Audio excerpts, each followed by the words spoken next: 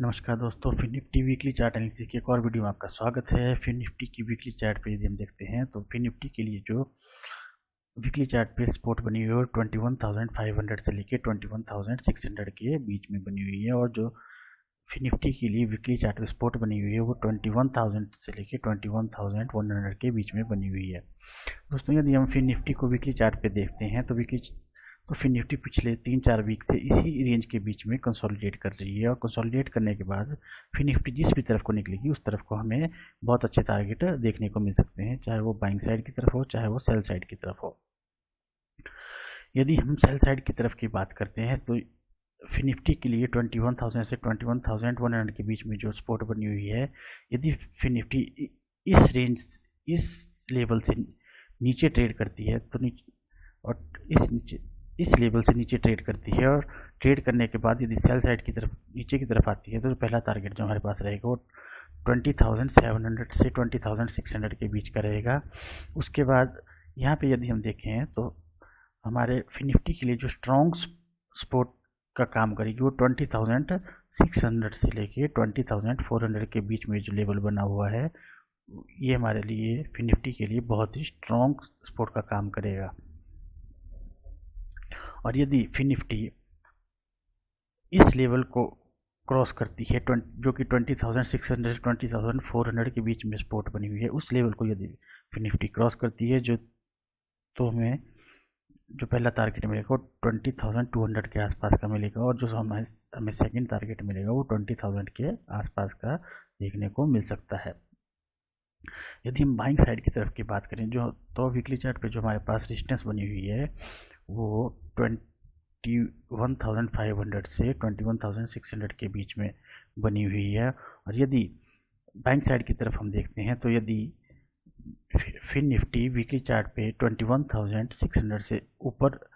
Trade करती है या कोई रेंज बनाती है और फिर यदि ऊपर की तरफ निकलती है तो इसका पहला टारगेट जो रहेगा वो 21,800 के आसपास का रहेगा, और दूसरा टारगेट जो रहेगा 22,000 के आसपास का रहेगा। दोस्तों, यदि फिन निफ्टी इसी रेंज के बीच में जो कि 21,000 से 21,100 और 21,500 से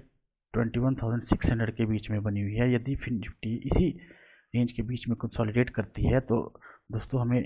ट्रेड नहीं लेना है। अगर इसी रेंज के बीच में आप ट्रेड लेना चाहते हैं तो बहुत ही छोटी क्वांटिटी में हम ट्रेड लेंगे, क्योंकि यहाँ पे फिन निफ्टी हमें ट्रैप कर सकती है। हमें बढ़िया ट्रेड तभी मिलेंगे जब बाइंग साइड की तरफ फिन निफ्टी 21,600 के ऊपर कंसोलिडेट करने लगे और फिर ऊपर की तरफ जाए, और सेल साइड की तरफ हमें अच्छे ट्रेड तभी मिलेंगे जब ये 20,400 से नीचे ट्रेड करने लगे और कंसोलिडेट करने लगे और फिर ये नीचे की तरफ जाए, तो हमें बहुत अच्छे ट्रेड देखने को मिल सकते हैं। दोस्तों, यदि हम 15 मिनट चार्ट टाइम फ्रेम पे देखते हैं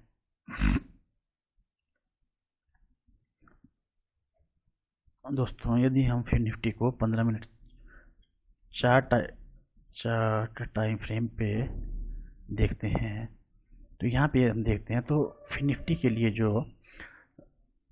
मंडे के लिए जो रेजिस्टेंस बनी हुई है वो 21,400 के आसपास की बनी हुई है, और जो सपोर्ट बनी हुई है वो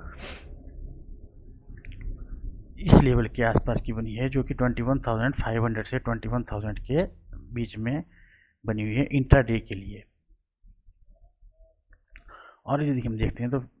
फिन निफ्टी इसी रेंज के बीच में पिछले 2-3 दिन से कंसोलिडेट कर रही है। तो दोस्तों, 15 मिनट टाइम फ्रेम पे हम यदि देखते हैं तो यहाँ पे फिन निफ्टी ऊपर की तरफ एक रेंज, यहाँ पे देखें तो ऊपर की तरफ एक ट्रेंड लाइन बना रही है, और फिन निफ्टी जब भी इस ट्रेंड लाइन के आसपास आती है या इसे टच करती है तो बहुत यहाँ पे एक रिट्रेसमेंट देखने को मिलती है। यहाँ पे यदि हम देखें तो फिन निफ्टी ने इसी लेवल से दोबारा रिट्रेसमेंट किया और दोबारा ऊपर की तरफ गई, दोबारा रिट्रेसमेंट किया और दोबारा ऊपर की तरफ गई, और यहाँ पे दोबारा रिट्रेसमेंट किया और फिर यहाँ पे दोबारा इसी ट्रेंड लाइन के आसपास पे फिन निफ्टी ट्रेड कर रही है। यदि हम नीचे की तरफ से देखें तो यहाँ पे जो फिन निफ्टी है, फिन निफ्टी के लिए यहाँ पे एक सपोर्ट बनी हुई है। और यदि हम ध्यान से देखें तो फिन निफ्टी जो है इसी सपोर्ट के पास,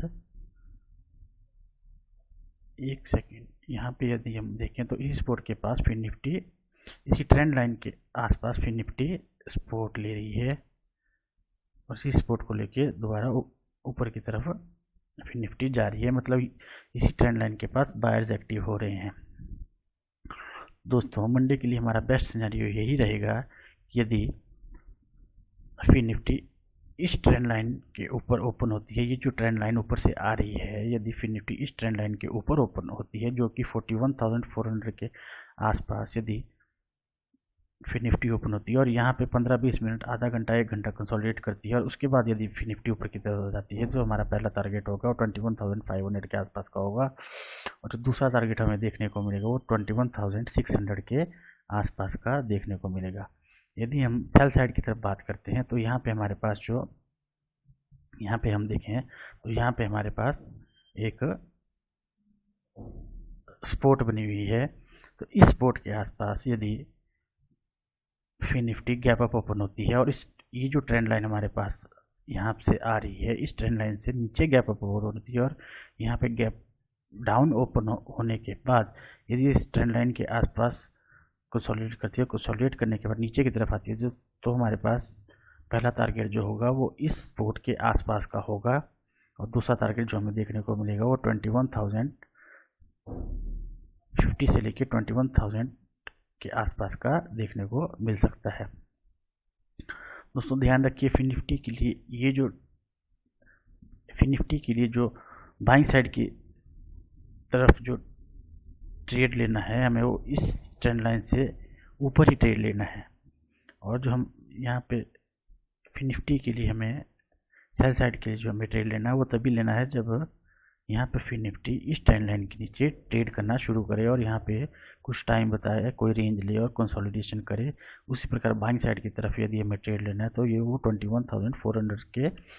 ऊपर जाके यहाँ पे ट्रेड करने लगी और टाइम बताए और इस जो यहाँ पे ट्रेंड लाइन है उसे क्रॉस करके ऊपर गैप अप ओपन हो या यहाँ से धीरे